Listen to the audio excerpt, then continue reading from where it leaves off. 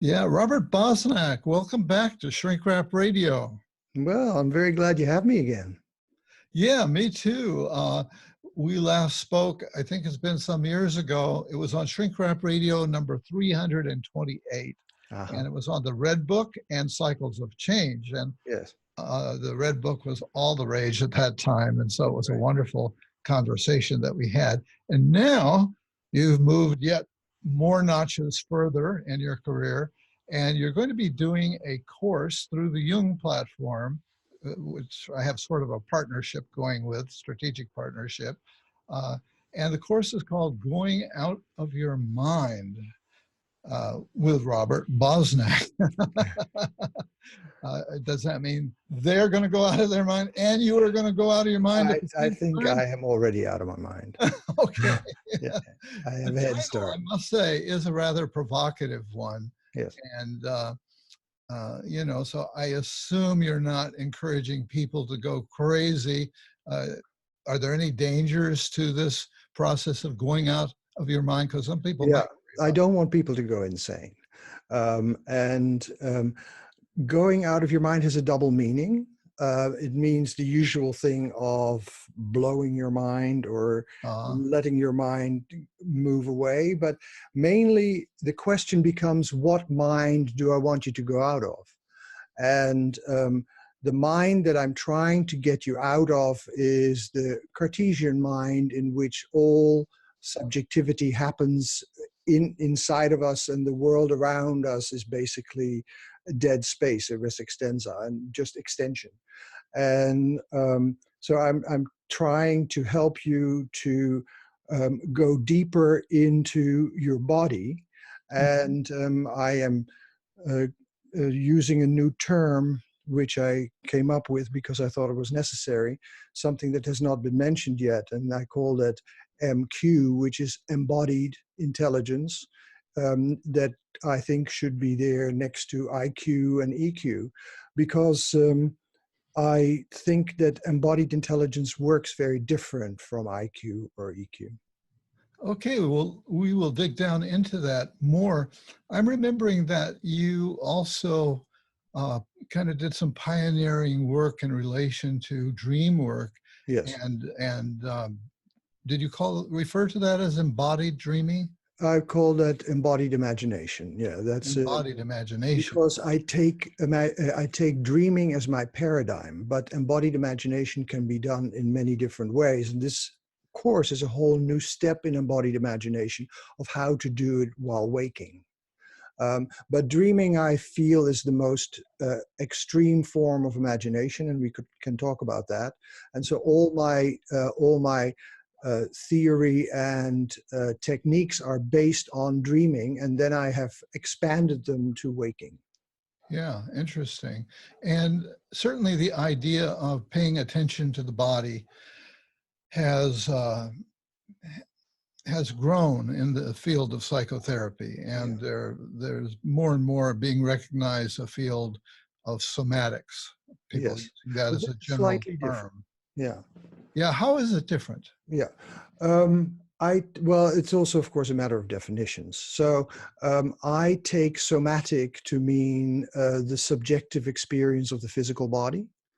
And what I feel embodiment is the interface between the somatic and the image, because you would say she or he is the embodiment of beauty. So that is an interface between an image and a physical being or a physical sensation. So I am going from the perspective that in those, when you feel the somatic, then you have to go a step further to get to the embodiment. What is that embodying? Who is being embodied? Who am I when I am like this? So you get to an image. The interface between image and body is what I call embodiment. Now, I think you are of the school of not really interpreting dreams. Or no, I don't. You don't? No. So tell us about that difference. Yeah. I am very much from a Socratic background, which is that I take that the only thing I know more than many others is that I really don't know anything. And hey, I'm in that club. yeah, right, I'm sure. And then secondly, I'm a phenomenologist, so I study experience. I'm interested in experience. I'm not interested in what things mean. I'm not interested in what the absolute truth is. I'm interested in experience. And so I help people via experience get intelligent information.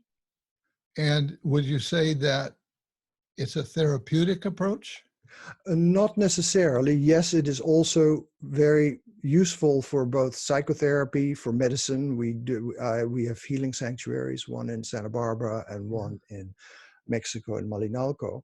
And it is very useful also for people who have serious illnesses like Parkinson's and cancer and those. That is useful. It's useful for psychotherapy, but it's also being used.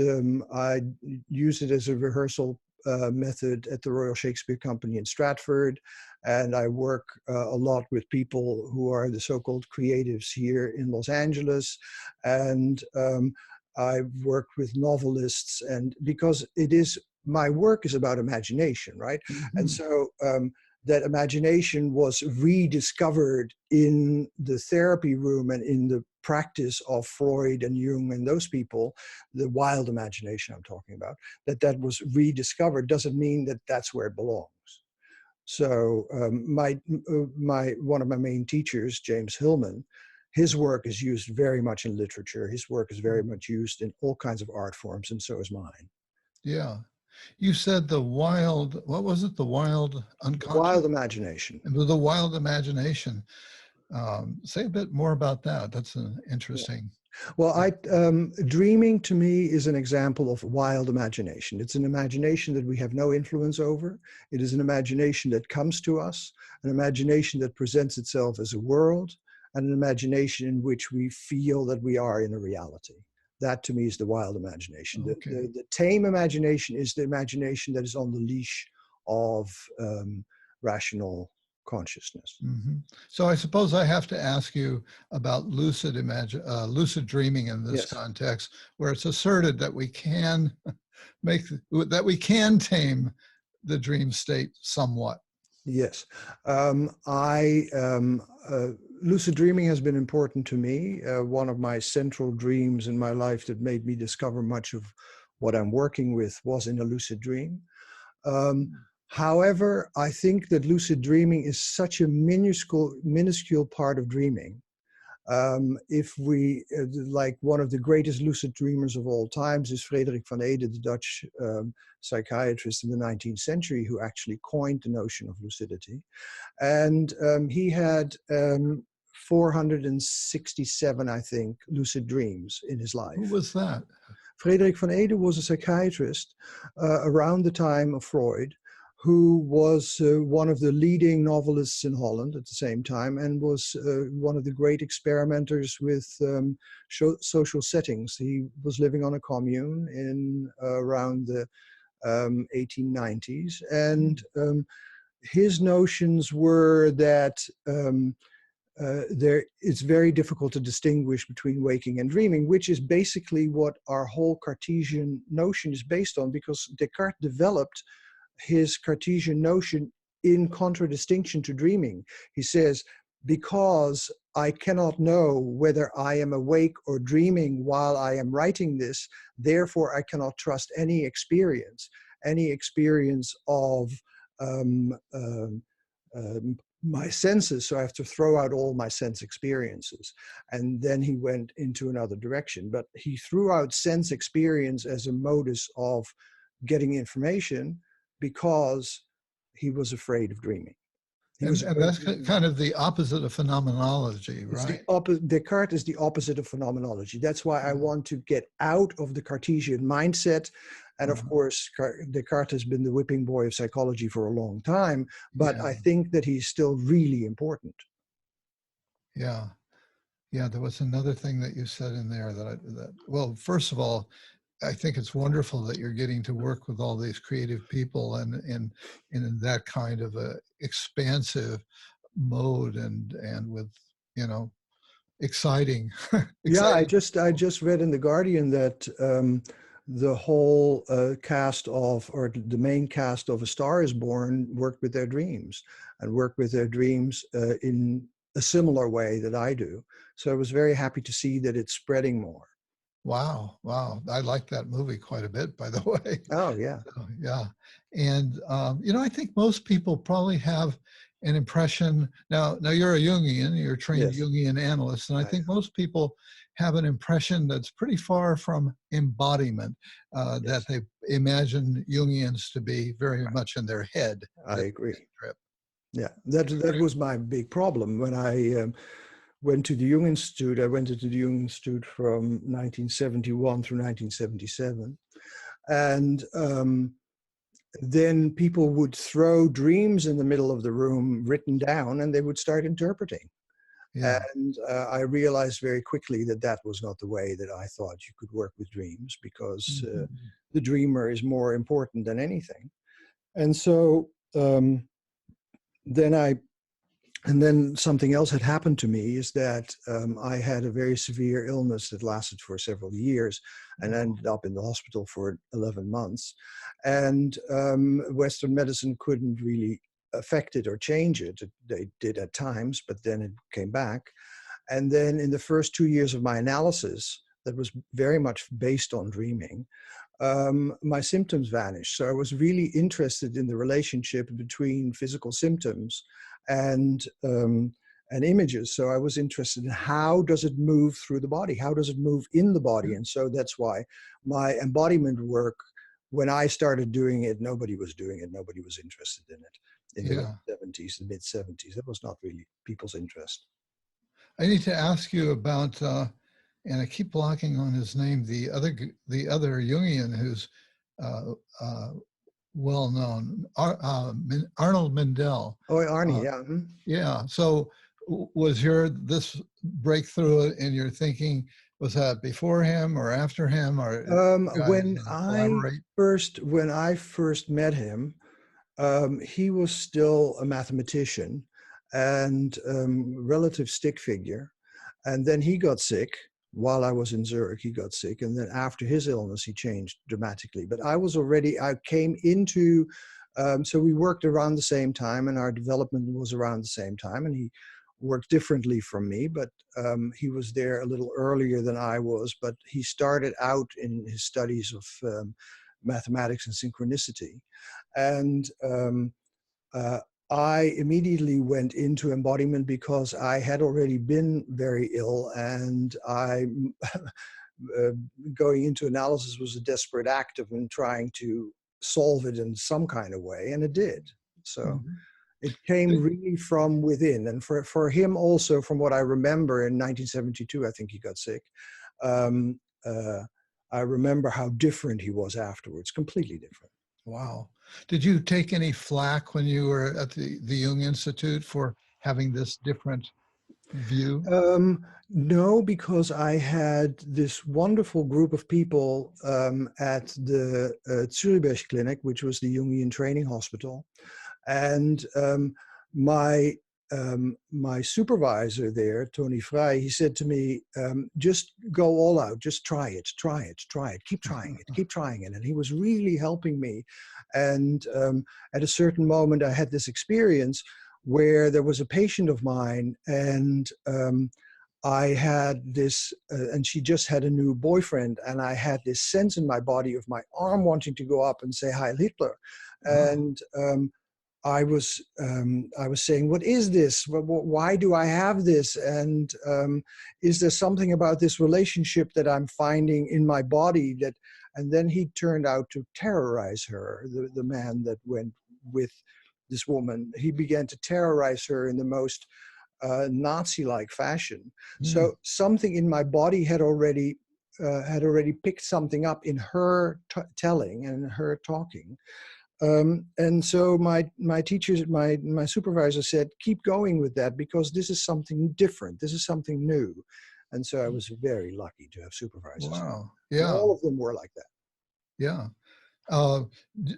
Where are you with psychic phenomena? I mean, isn't there the possibility of your picking up on something Or did you Yes, say psychic? yes. I am very interested in what is called mimesis, and mimesis is, according to Walter Benjamin, who is was in the 30s one of the leading literary critics and an incredible man, and he calls mimesis the compulsion to become like other.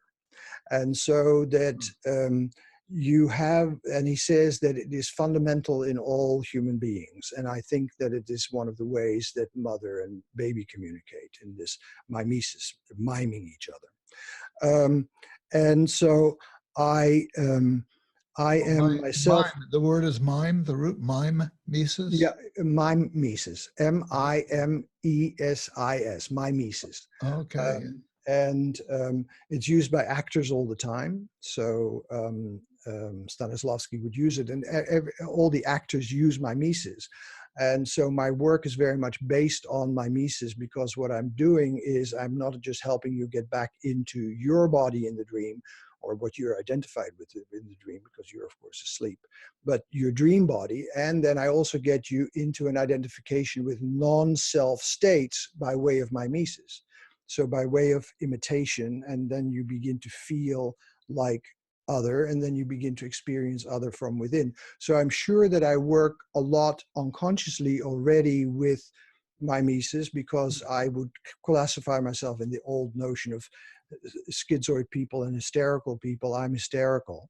And so I automatically identify with people, and I can feel them by way of identification. So that kind of it's not telepathy. It is actually identifying. But when I lived for a long time in Australia, when I spoke to Aboriginal people, they had a whole system of telepathy that was in their body. When they would feel something in one part of their body, they knew that something was happening to an ant over there. And when in another part of the body, it was one of their children. So it was a very differentiated, embodied, what we might call telepathy. So I've seen it happen. And so I do see that it is a possibility. Yeah. I can't help but also think of the fairly recent discovery of the of the neural mirroring system. Yeah, the mirror neurons. Yeah. Yeah, the mirror neurons. And not just that, there's I'm not saying it accounts for everything that you've said, but it's just, it's interesting. Very much. And the whole polyvagal theory, of course, is about the vagus nerve that is social, so that I am communicating with you also through my vagus, through that nerve, and we attune to each other through this nerve. So we not only have mirror neurons going on in the head, but we also have the whole vagal system going on in the sympathetic and parasympathetic nervous system. Well, you're keeping up, I must say. You span a lot of different areas. And well, I try to, because I think that we're developing a new field, the field of the study of imagination. And it doesn't just belong to psychology, and it doesn't just belong to neuroscience. It belongs to what has been the field of imagination for thousands of years. And so much of my interest is in alchemy and in the visionary tradition, and especially in the visionary tradition in Islam. So I'm interested in all those different things to get to a basis of what is imagination. Yeah. Well, what about shamanism? Because that also seems to employ a lot of imagination. Absolutely. I'm very interested in fetish. Not in the Freudian way of fetish, but in the anthropological way of fetish, because in shamanism, the shaman will use fetish, and a fetish is like a little statue in which a spirit is captured, and so that he can use that spirit when he needs it in his work. And the way that this is said to be is that the spirit is already in the wood, and then you can carve it, and then it becomes stronger. It's very similar to what we're doing. There is something called the placebo effect, but as we are doing our work, we carve it and we strengthen the placebo effect. I think my whole work is based on this very limited understanding that we as yet have of placebo. that imagination is doing something to body that changes body. I'm so glad to hear you say that, because I've for a long time felt that the placebo in Western medicine, it's the boogeyman as the Absolutely, placebo. because and it gets more and more so, because studies show that they have very hard time to outperform placebo, because what is happening is that placebo is strengthened by all the television program, all the advertisement that the pharmaceutical industry is doing, not realizing that they're strengthening the placebo and that their research against the placebo is getting more and more difficult. So now I think of 80% of tests and research has to be thrown out because they cannot outperform placebo. Placebo is getting stronger and stronger. I read that the placebo effect of Prozac now is greater than the chemical effect of Prozac in the 1980s. I think, as I think you do, that placebo is a wonderful thing. It's got something to do with our inner capacity for self-regulation. Yes, but not just that. By now, we know that there is a certain part of your genome that makes you particularly susceptible to it, and that placebo is actually a whole chemical pathway that is demonstrable, and the placebo studies have gone really far. And I think that because placebo has always been the enemy of medicine, it has gotten a bum rap, but it's the great mystery of medicine. If you could bottle it, you could sell it for billions. Right, right. I want to take you back to a little footnote in my brain. At one point, you said that on the continuum of, I think it was schizoid to hysteric, that you were on the hysteric side. Yes. I think that probably would go right over most people's head. All right. Somewhat my own.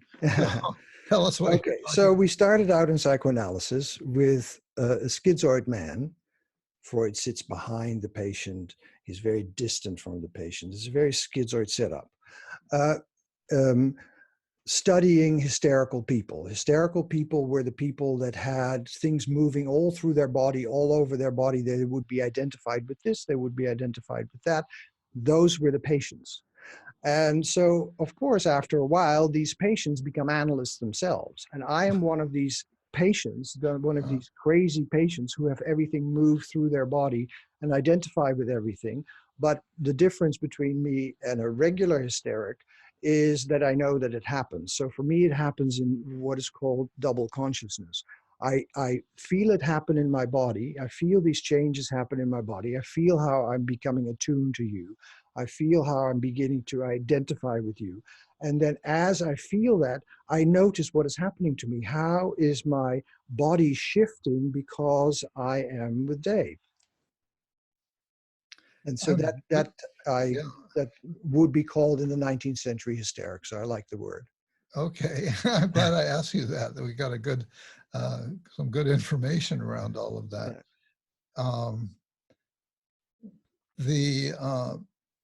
Tell us more about the operation of MQ, the embodied. Embodied intelligence. Intelligence. Thank you. Yeah. The difference between embodied intelligence and, for instance, IQ, that is the rational intelligence, is that rational intelligence and also EQ, that is emotional intelligence, comes from one single source. It comes from what I call habitual consciousness. So your habits of consciousness create a certain vision, and that certain vision then creates certain outcomes. So if you have trained your rational vision very strongly, then your IQ, and you have talent, then your IQ would be high. If you train empathy and you become better at being empathic and sensing what other people are feeling, and thereby adjusting something, like I think that Mr. Trump has a very strong EQ. He can feel what people are feeling and he's adjusting himself to it. And then he can say what they want to hear and they will respond back to him. And so I think that the difference between that and MQ, embodied intelligence is that embodied intelligence is distributed. It is distributed throughout the body, and it is multiple. That means that when I take dreams as an example, if you have a dream in which you are being chased by a dog, then you in the dream have a very different embodied state than the dog has. As you begin to feel the whole dream, you can feel the state of the dog and the state of you at the same time. So you get two different states at the same time. If you can hold these two states, and I go up to 5 states that you can hold at the same time. An actress can hold even more. They can hold like up to 10 states. You can hold, as you can hold these multiple states in the body, which is a prerequisite of having a high MQ, as you can hold all these different states, something new begins to emerge according to complexity theory, which we call the emergent phenomenon. Something new begins to emerge, a new state begins to emerge out of the complexity of states. And as you hold this longer, then something new begins to happen that is embodied. So it has both part of psyche, as of image, and it has part of the physical body. So it is something that moves between the physical body and the intellect. And so that's why I think it needs a new word, because it is distributed intelligence. It's distributed all over the body. It also seems to me to embrace a Jungian idea of not going either or, but right, to hold the opposites. Yeah, Jung calls that the transcendent function. The transcendent function is actually the way of holding opposing states, and that is because Jung is a polarity thinker. He thinks in polar opposites. I am not a polarity thinker. I call myself a chromatic thinker, colors. And so I have several states, more than 2, going on at the same time, but the principle is the same. According to complexity theory, if you get into a complex situation, then out of that something new begins to emerge, because you cannot hold complexity like that for a long time. So how do you train people in this course that you're offering, or will be offering? How do you train people to get there, to do that? Yes. So I will first, by the way, the first course has already happened, and it's an introductory course that anybody can get into. And if people through your program sign up for the course, then they get that first course already, in which I tell some of these things. I will first, or I already have, first talked about double consciousness. Double consciousness comes from William Blake, and it's the best example of it is in Peer Gynt, the play, and Peer is caught by the trolls, and the trolls tell him that he just needs an eye operation and he can see that cows are beautiful maidens. And he says, no, I'm completely happy to see cows as beautiful maidens, but I do want to know the distinction between a cow and a beautiful maiden.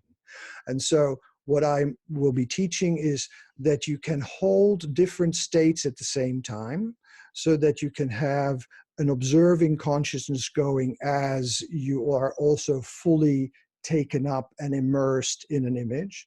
So those kind of things I will teach. Then I will teach how you can access an image. And I start with dreaming, because dreaming is my paradigm. And I start with dreaming and how you can, through flashback, get back into the dream, and then through mimesis, get into non-self states. And so thereby a dream begins to emerge as a whole embodied complexity, and I will teach how to work that. And then I'm going to be teaching, and that's the new part of this, is how you can apply this different mind. So you've gone out of your rational mind, this different mind to your waking reality. And I will do a lot of exercises like that. For instance, your car, because in your car you are already in a place where you feel this as a living being. And your phone, it is already a living being. So those are places where imagination is already moving into the world. Yeah, be careful when you talk about my phone. I have an iPhone, and I have a very strong set of feelings about it. Well, actually, the research shows that the same part of your brain lights up when you are using your iPhone as when you see your lover. I can believe it. So those kind of things I'm going to be talking about, and then see further and further how imagination comes towards us, how imagination lives in our waking world. Wow. You know, this might be a good place for me to give a little ad. You mentioned the Jung platform, and I want people to know how they can take this course that you're offering. Great. So allow me to just step back for a second, slip into one of my other modes of consciousness. Yeah. So it's a 10-week course, Yes. and it's titled Going Out of Your Mind with Robert Bosnak, and Yes. we've clarified that part. Yes. Yeah. And in that course, you're going to help people get into their intelligent body and become more resilient. And Yes. the course is exclusively available on the Jung platform. Exclusively. And so listeners can attend each 90-minute class live, and or go through it on the video and audio recordings later that they'll have access to. And the cost of all of this is $175 for everything. But Shrink Wrap Radio's listeners can get a 10% discount by signing up at www.jungplatform.com. I never know if I'm saying too many W's or not. There are 3 W's. Supposed to be 3, I know, but my memory says, did I just say 4? So once again, it's www.jungplatform.com. And by the way, I hope all my listeners know that Jung is spelled J-U-N-G.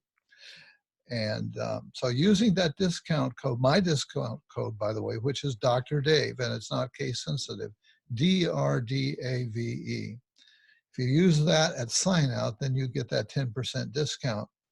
And there's a full refund available if you're not satisfied and you complain about that within a week of the first course. Well, yeah, the first lesson.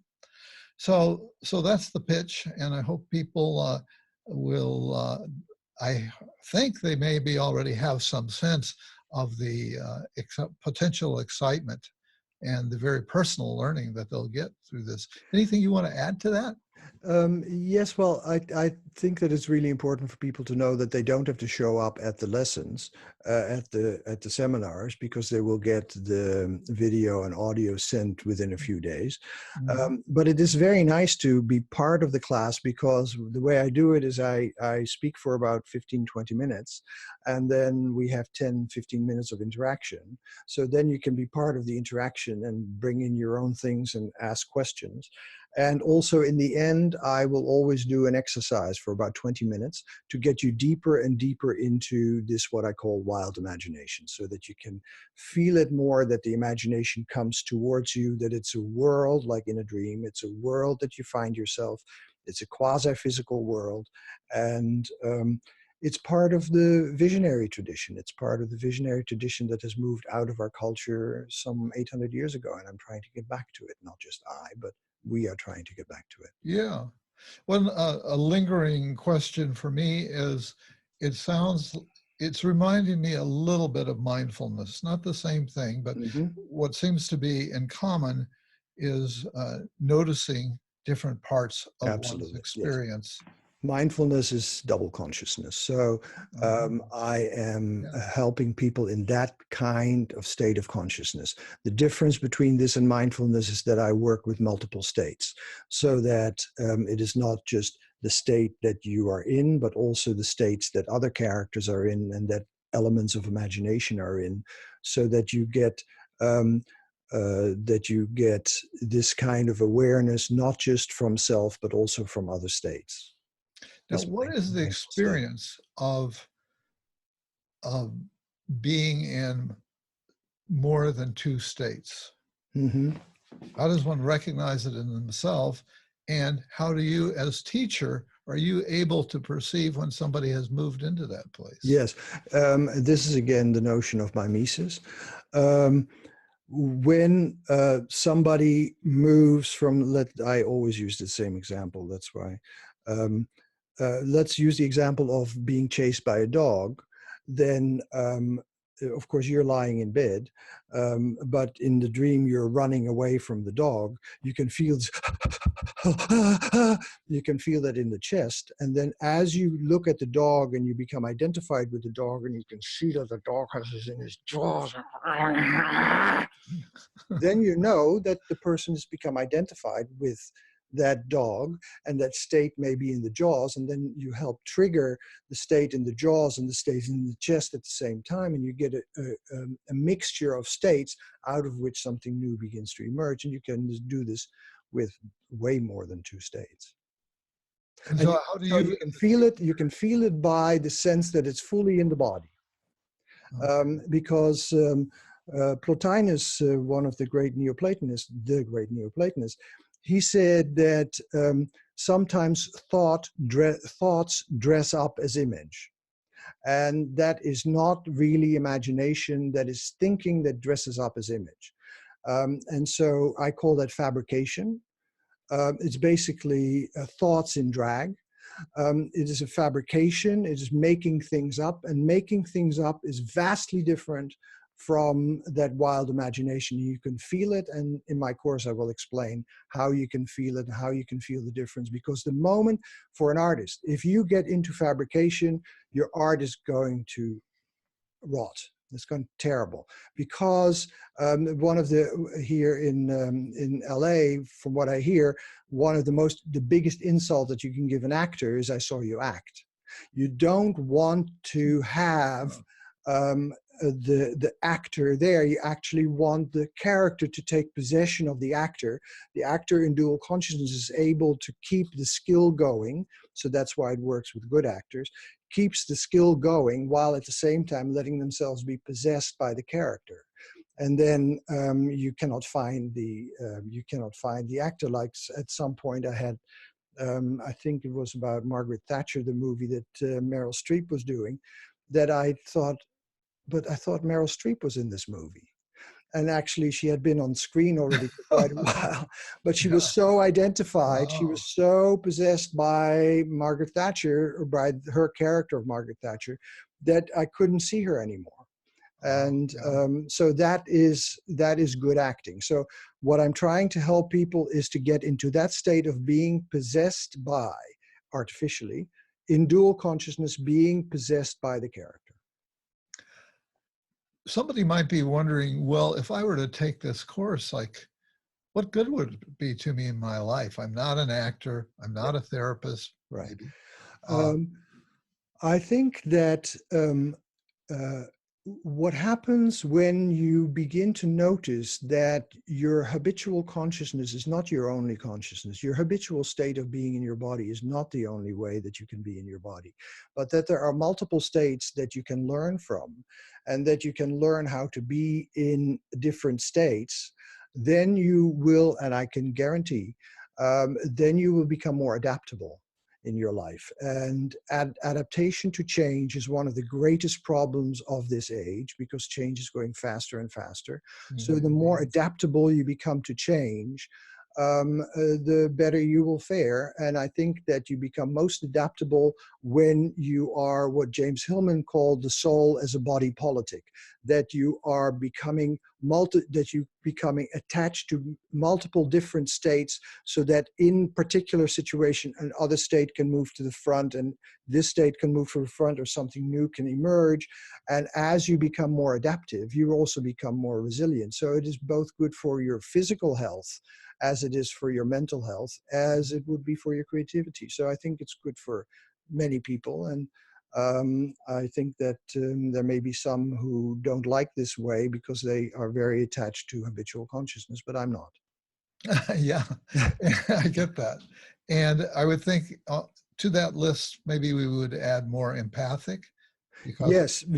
Well, one of the things that I think the political consequences of this is that indeed you become more empathic. Because through mimesis, you become more empathic because you begin to sense more what another person is like. You begin to feel more like the other person. So it is something that will lessen the othering. There is so much othering going on at the moment where we see people as other. That is not me. But if you can begin to sense that this is also me, hey, I can be identified with that. I can sense that. Now you can still say, I don't want the people to come from outside and I don't want immigrants.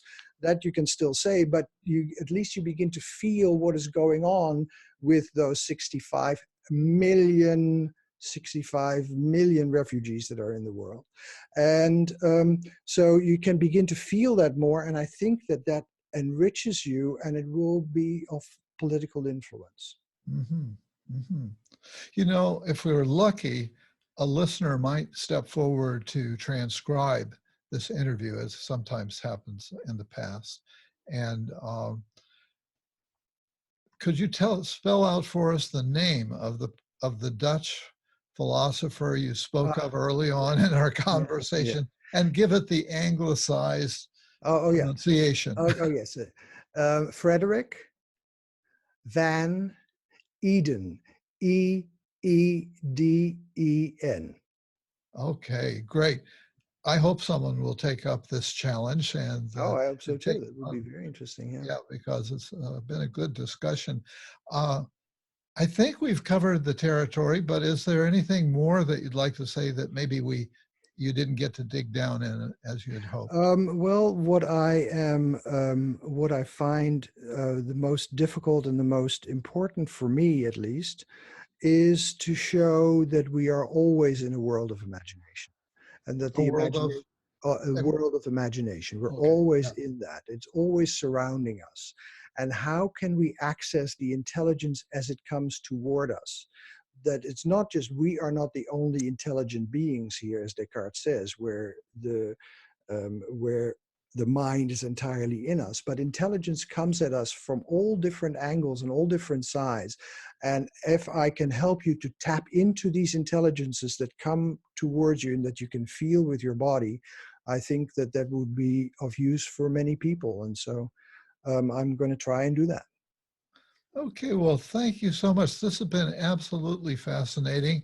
I really love having you as a guest, and I hope this won't be the last time. I hope so too, because I love talking with you.